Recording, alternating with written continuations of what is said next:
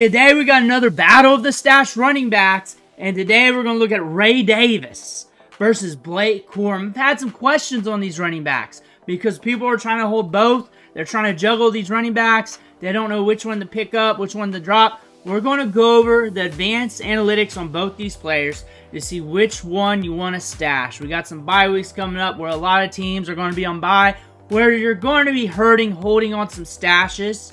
And you want to look at the likely outcomes for these players. But before we dig in, you need to click that subscribe button right now. We're doing these deep dives every day, looking at these players, looking at their upside, looking at the trends, looking at the advanced analytics. On top of that, we're going deep on the waiver wire multiple times a week. And then we're using these videos to help you set your lineups. Click that button. Stop missing out. Ric Flair's watching. Do not disappoint Ric Flair. But we're looking at Ray Davis and Blake Corum. Blake Corum's got a lot of upside, but he's not getting a lot of play. He was drafted in the 3rd round. The Rams liked him. Coming out of Michigan, he was a multifaceted running back who's a lunch pail guy who can get it done wherever, between the tackles, on the outside, catching out of the backfield, pass blocking. All of it he's good at. He may not have any elite traits. Maybe the bench press with 27 reps at his size, pretty elite there. But we're looking at Ray Davis here. This guy was productive with multiple collegiate programs, good vision, similar size to Blake Corum, similar speed to Blake Corum. Goes around later in the draft, but we get selected by the Buffalo Bills, and they were desperately looking for a running back to pair with James Cook last year. They brought in the ghost of Leonard Fournette. That was a true indicator that Ray Davis was going to get some sort of run going into this season.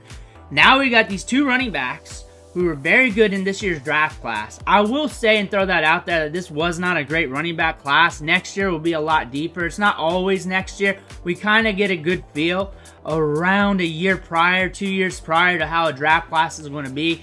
Next year's running backs is going to be very deep. Wide receiver draft classes are always going to be deep going forward until something happens. But Blake Corum versus Ray Davis, that's going to be huge. And Ray Davis has been getting a lot more work. He has been productive. He has been good for fantasy football. He has been a guy that you could plug in your lineups right now and pray to the fantasy gods he gets enough touches, scores that touchdown, because there's the possibility there.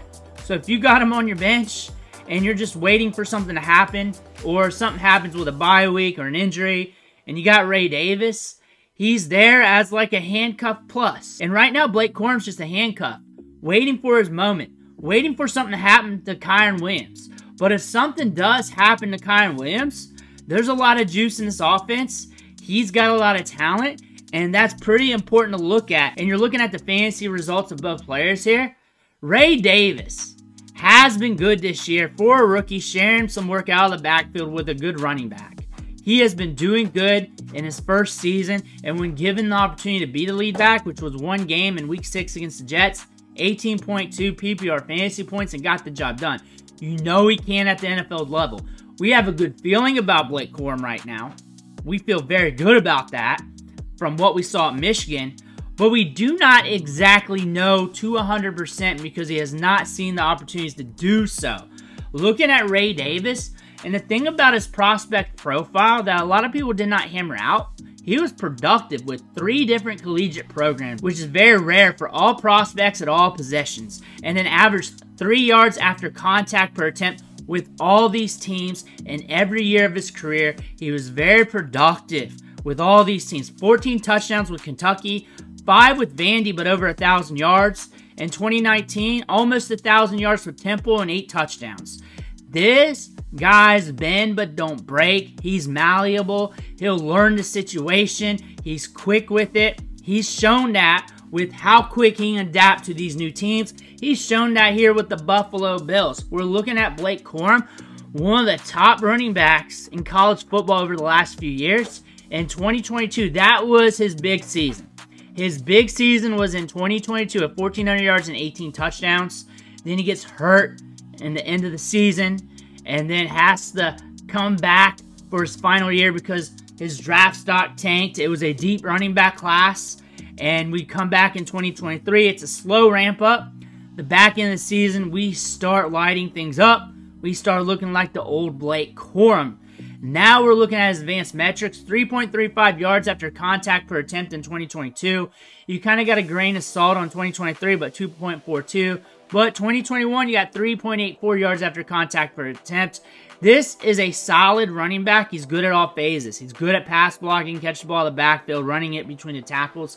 I would say he's not elite at anything, but giving volume, this is a running back you can see as like another muscle hamster back there for the Rams that could really get it done. He's that type of runner. He could be a guy getting the work, getting some opportunity, and then we look at both these running backs.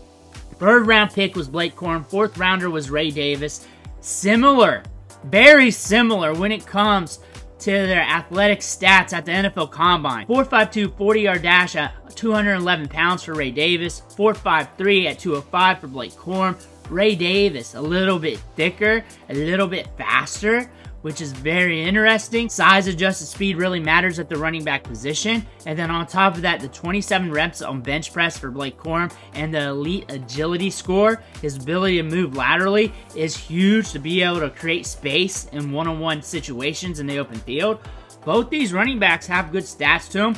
Both these running backs had very good collegiate careers when it comes to rushing production. Both of them are stout backs for the NFL, but you're looking at Ray Davis's situation. We know that he has surpassed Ty Johnson pretty easily, but Ty Johnson can get some work, siphon some work. I don't think any NFL team just wants to give all the work to one running back. I think all NFL teams are going to mix things up. James Cook is the guy here that you're looking at. We know if something happens to James Cook, we're rolling with Ray Davis. We're rolling with him hard, so he needs stashed. He needs rostered in every league because the Bills are fighting for positioning in the playoffs. They can move the football. They want to run the ball. They've had some games where they start off running it so much, there's only like 2 pass attempts by the end of the first quarter. They're pushing the pace in the run game. James Cook is a big part of that, and we know if James Cook goes down, Ray Davis is going to get the opportunities. We saw that on that one-game sample. The big thing for the Rams here is Kyren Williams. He's pretty much the whole team. Excluding Puka and Cooper Kupp, he's the whole team. And we're going to look at the workload stats on him. So if something happens to Kyren Williams, this team has to revamp everything. They're not going to give all the touches to these running backs, but they still want to use the run game. So a lot of these touches are going to go to Blake Corum and Ronnie Rivers. Blake Corum is the better prospect. He's got a lot of upside compared to Ronnie Rivers. He's going to get that juice. He's already getting more touches over Ronnie Rivers, who's been in the offense for quite some time. Blake Corum, a lot of that work will go to him. He will see a large amount of work. It will probably be top 10 in the National Football League when it comes to touches, targets, snaps, compared to other running backs. It will be reduced compared to Kyren Williams, but everything's reduced compared to Kyren Williams. But looking at the stats for both these running backs, Ray Davis is already getting a 30.9% opportunity share. That's with him being a prime handcuff, seeing some upside, 61 rushing attempts on the season, and we're seeing a 4.4 target share, which is okay because James Cook is getting a lot of the targets and they like to push the ball downfield. He's running 3.7 routes per game, so not used a lot in the passing game, but it's enough to get the job done. He just has those big moments in the passing game that they go to him, and it's downfield. We ran 33 routes on the season, and we're averaging 7.7 PPR fantasy points per game, which is okay. Blake Corum's not getting enough work. 21 rushing attempts on the season, a 19.3 opportunity share. He's running on just 10.2% of the snaps, getting 6 to 7 snaps per game. Not a lot, not enough to make him productive. He's definitely not productive. Ray Davis is getting about 14 snaps per game. So he could use a little bit more work as well, and he would be a lot more efficient for fantasy football and production. But the incumbent running backs here, Kyren Williams, let's just go to the elephant in the room here. He's running almost 59 snaps per game.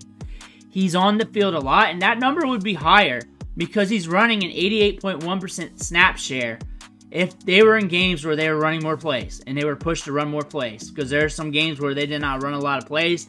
I'll tell you that because I'm watching Kyren Williams every week, and I'm getting mad at Sean McVay because they're giving him too much touches, and too many touches leads to slowing down over the course of time. But 58.5 snaps per game leads all running backs in the NFL. It's great for football. It's great for Kyren Williams. It's great for him for future contracts, potentially. 18.7 points per game. You can't say he's not great for fantasy football. He's great.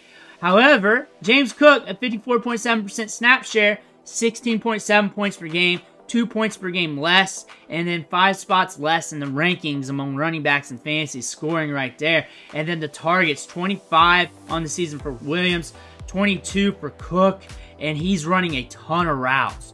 Williams have ran 182 routes on the season. He's running 22.8 routes per game. He leads all running backs in pass blocking snaps. So we're just seeing this running back just run up against the wall all day long, more than any other running backs.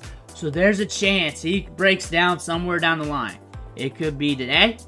It could be tomorrow. It could be next year. It could be 2 years from now. He could be Cal Ripken Jr. We don't know. This just increases the odds. James Cook has already been banged up. We've seen that, and we've seen what that looks like. He's still getting a lot of work, but enough work to where Ray Davis is a good meat shield for him. And Ray Davis is getting enough workload where he can pop off with a little bit of production. The thing about Blake Corum, that if this twig snaps under the pressure, he could be getting his opportunity. Kyren Williams, 602 yards on the ground, 8 touchdowns. James Cook, 496, 7 touchdowns, 4.6 yards per carry. Versus Kyren Williams is 3.7 yards per carry. And Kyren Williams was living off the touchdowns in some of these matchups. Ray Davis has 61 rushing attempts on the season, 262 yards. Blake Corum has not rushed for 100 yards yet. 3.4 yards per carry. A lot of people like to gripe about the yards per carry on Kyren Williams. It might be a Rams thing, though. It's something you may want to pay attention to. However, the volume is rather high. He's got like 2 more games worth of more carries than James Cook. This isn't Kyren Williams versus James Cook, but Blake Corum could see some opportunity due to that. However, Ray Davis has the same likelihood of that outcome, and he's already getting touches on the field. That's the thing you want to look at. And when you look at these two running backs, Blake Corum could get his opportunity if something happens to Kyren Williams if he gets injured.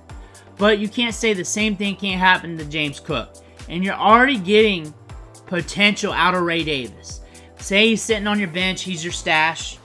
Your running back gets hurt. You got a weird matchup situation. You got Ray Davis. You don't know what you're going to get out of him from week to week, but you know he's getting some snaps a game, and they're money touches. He's getting some targets downfield. He's getting opportunities to score touchdowns. You put him in, you hope for the best. You really can't do that with Blake Corum. On the flip side of that, Kyren Williams is getting a lot of workload. You see how many snaps he's getting. You see how many touches he's getting. Obviously, that's not all going to go to Blake Corum. But there's a good chance a lot of that is going to go to Blake Corum. So he could be a running back that's just getting a top 10 opportunity rate. And I'm saying top 10 because Kyren Williams is like top 5, top 3, top 2 in opportunity rate right now. I'm saying top 10 just to scale it back. Just to factor in Ronnie Rivers. Just factor in changes of the offense. It's still going to be like top 10, top 12 on the low.